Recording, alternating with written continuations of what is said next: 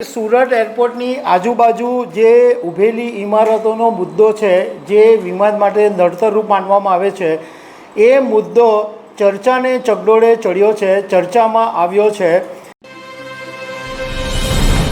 ગુજરાતીમાં કહેવત છે કે આગ લાગે ત્યારે કૂવો ખોદવા જાય, અને બીજી એક કહેવત છે કે ઘોડો ભાગી જાય પછી તબેલાને તાળું મારવો।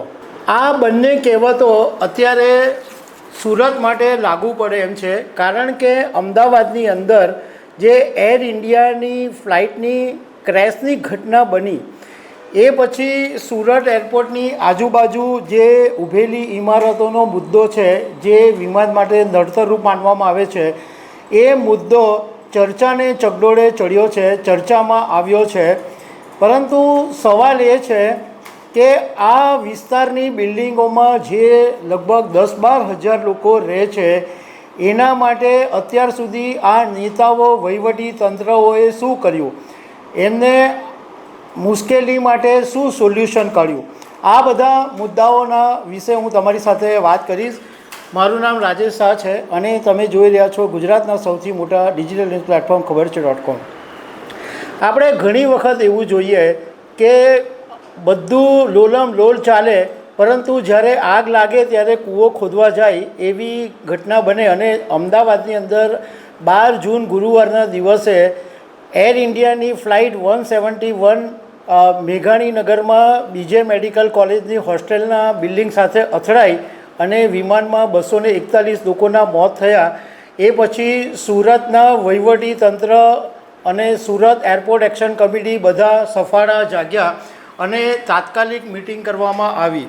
કલેક્ટર કચેરીમાં 16 જૂનના દિવસે એક મિટિંગ કરવામાં આવી અને સુરત એરપોર્ટ એક્શન કમિટીના સભ્યોને પણ આ મિટિંગની અંદર બોલાવવામાં આવ્યા, કારણ કે આ મુદ્દો જે છે એ ઘણા વર્ષોથી ચર્ચામાં છે, ઘણા વર્ષોથી વિવાદનો મુદ્દો છે કે સુરત એરપોર્ટની આજુબાજુમાં લગભગ 21 સોસાયટીની 112 બિલ્ડિંગો છે, જે એરપોર્ટ માટે નડતરરૂપ છે, કારણ કે વિમાનો જે રીતના જાય છે અને બિલ્ડિંગની જે હાઇટ છે એમાં અકસ્માત થવાની સંભાવના છે, એ બાબતનો વિવાદ ઘણા વર્ષોથી ચાલે છે।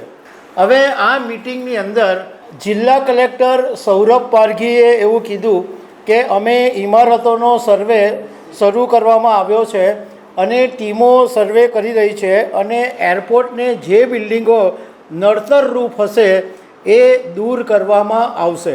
હવે જે પ્રમાણે જાણવા મળ્યું છે એ મુજબ એરપોર્ટ ઓથોરિટી ઓફ ઇન્ડિયાએ જે એરપોર્ટને નડતરરૂપ 6 બિલ્ડિંગો છે એમાંથી 5 બિલ્ડિંગોનો સર્વે શરૂ કર્યો છે।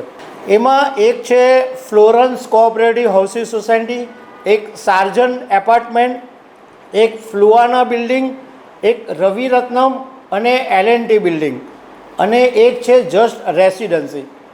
આમાંથી જસ્ટ રેસિડન્સીનો સર્વે અત્યારે હાથ ધરવામાં નથી આવ્યો, પરંતુ આ જે 5 બિલ્ડિંગ છે ફ્લોરેન્સ, સાર્જન, ફ્લુઆના, રવિરત્નમ અને L&T, એનો સર્વે શરૂ કરવામાં આવ્યો છે અને એને માર્ક કરવામાં આવશે।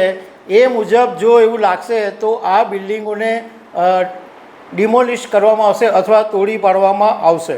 એરપોર્ટને નડતરરૂપ જે બિલ્ડિંગ છે એનો ઇસ્યુ લાંબા સમયથી ચાલે છે અને આ બિલ્ડિંગોના જે રહીશો છે એ કોર્ટમાંથી સ્ટે પણ લઈને આવેલા છે। એટલે સરકાર સૌથી પહેલાં એ કરવા માંગે છે કે કોર્ટની અંદર 1-2 દિવસની અંદર ગુજરાત સરકાર જશે અને આ કોર્ટને સ્ટે હટાવવા માટેની વિનંતી કરશે। હવે આ જે ડુમસની આજુબાજુની જે ઇમારતો છે એ એરપોર્ટનો જે રનવે છે એની 3810 મીટર સુધી લંબાવવા માટેની જે વાત ચાલી રહી છે એમાં અવરોધક બની રહી છે એવો આ એક ઇસ્યુ છે। હવે આની અંદર સવાલ બહુ મોટો છે કે ચલો વાત સાચી છે કે ભાઈ આ એરપોર્ટને નડતરરૂપ છે બિલ્ડિંગ, એ સમસ્યા પેદા કરી શકે, એરપોર્ટનો રનવે નથી બની શકતો, એને સુરત એરપોર્ટને જે મુશ્કેલી ઊભી થાય, કદાચ એક્સિડન્ટ આવો અમદાવાદ જેવો અકસ્માત પણ થાય, એ બધી વાત સાચી। પરંતુ સવાલ એ છે કે આ જે સુરતના નેતાઓ છે, રાજકીય નેતાઓ, એમણે આટલા વર્ષો સુધી આ રહીશો માટે કેમ કશું કર્યું નહીં?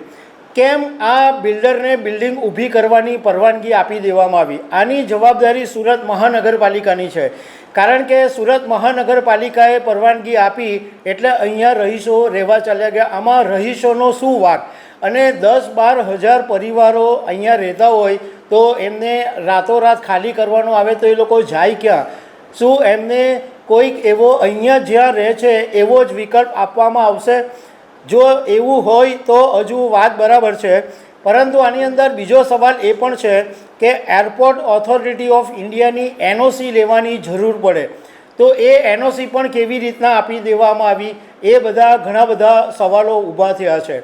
વહીવટીતંત્ર, સુરત એરપોર્ટ એક્શન કમિટી, એમની વાત સુરતના હિતમાં હોઈ શકે છે, પરંતુ આ 10,000 પરિવારોનો પણ વિચાર તો કરવો જ જોઈએ.